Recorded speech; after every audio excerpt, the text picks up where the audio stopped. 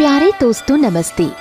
आज मैं आपको धन की देवी लक्ष्मी और विद्या की देवी सरस्वती की कहानी सुनाने जा रही हूँ। एक दिन लक्ष्मी और सरस्वती आपस में वार्तालाप कर रही थीं कि कलयुग में धन का ज्यादा महत्व है या विद्या का।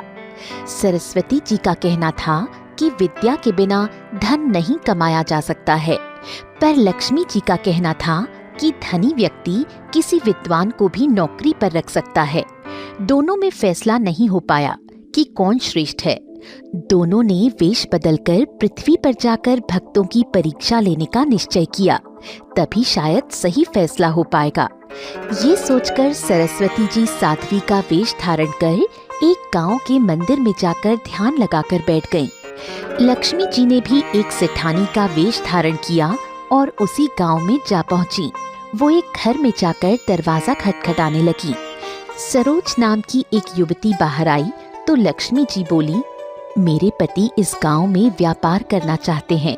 वो जब तक आते हैं तब तक क्या मैं तुम्हारे घर रह सकती हूँ? इसके बदले में मैं तुम्हें प्रचुर धन दे सकती हूँ।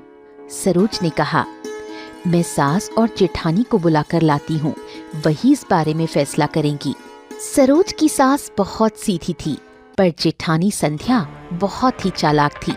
संध्या सेठानी को देखकर समझ गई कि उसके पास बहुत धन है। उसने धन लेकर सेठानी को रख लिया।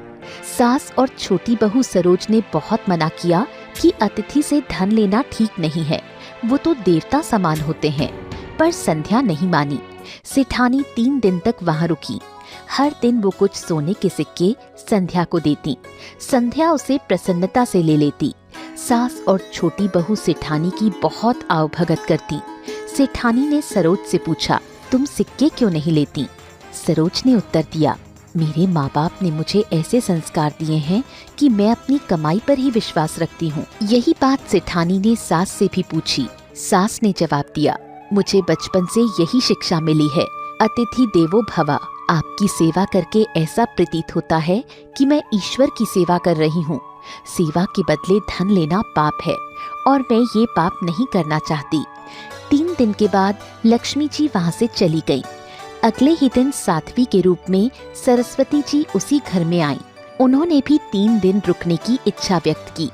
उसके बदले में उन्होंने जाते समय कुछ लाभदायक ज्ञान की बातें बताने का वचन दिया। संध्या ने उन्हें घर में रखने से मना कर दिया, पर सास और छोटी बहू ने उन्हें रख लिया और मन लगाकर उनकी सेवा में जुट गईं। संध्या ने एक बार भी कमरे से निकलकर उनसे बात नहीं की।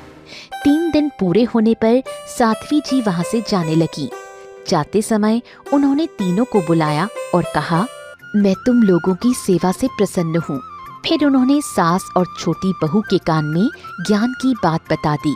जब वो बड़ी बहू के पास गईं, तो उसने कहा, मुझे ज्ञान की बातें नहीं सुननी, मेरे लिए तो धन ही सब कुछ है। साध्वी जी बिना कुछ कहे चली गईं, लेकिन थोड़ी ही देर में सेठानी को साथ लेकर वहाँ वापस लौटी।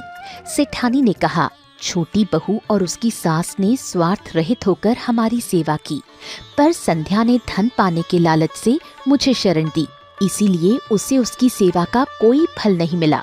साध्वी तुम तीनों को ज्ञान देना चाहती थी, पर संध्या ने उसे भी लेने से मना कर दिया। फिर दोनों देवियां अपने असली रूप में प्रकट हो गईं।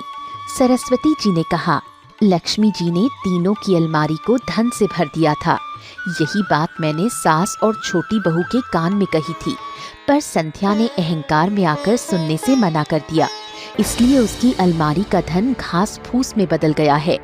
लक्ष्मी जी बोली, हम लोग तो तुम्हारी परीक्षा ले रहे थे। इससे ये सच सामने आया कि मनुष्य के लिए धन और ज्ञान दोनों ही जरूरी हैं। यदि बड़ी बहू ने धन का लालच ना किया होता और ज्ञान भी प्राप्त कर लेती, तो उसे भी धन मिल जाता। संध्या दोनों के पैरों में गिरकर पश्चाताप करने लगी।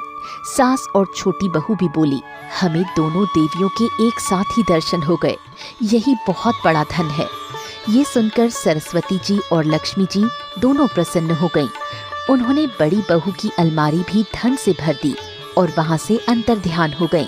दोस्तों, आप तो समझ ही गए होंगे कि हमारी जिंदगी में ज्ञान और धन दोनों का ही बराबर महत्व है।